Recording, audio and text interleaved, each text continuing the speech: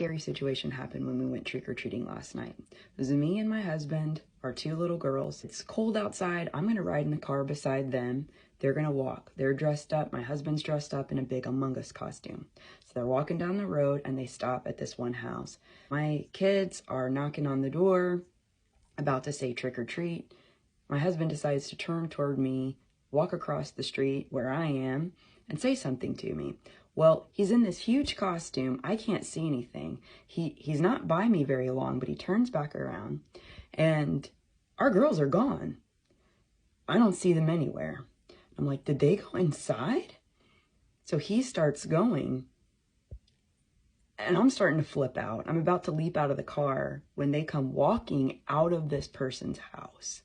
My children come walking out of somebody's house that we don't know. I'm panicking.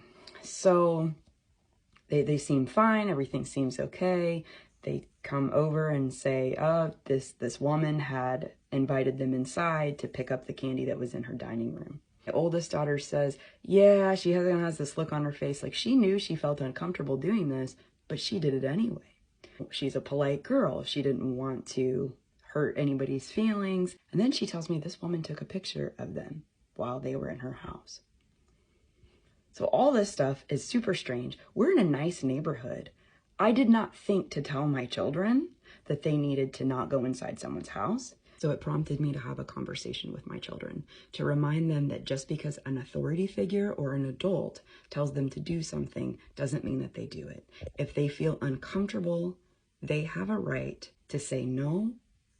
They can say no politely, or they can turn around and leave the situation if they don't have the words to say. Or they can say, let me go talk to my parents and put them off. Or they can turn around and run. So we talked about the many ways of dealing with an uncomfortable situation like that, so that when they are faced with a situation like this again, they can respond appropriately. My huge mistake, and I'm totally beating myself up for it, is I was too far away. I was too far away from my kids, and I will never do that again. It just made me mindful of the fact that an innocent situation can turn ugly very quickly.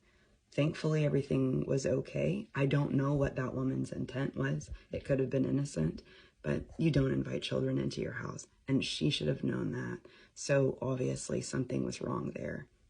Remind your kids that they have a right to say no, even to an authority figure. And if they are feeling uncomfortable, there's likely a reason for it.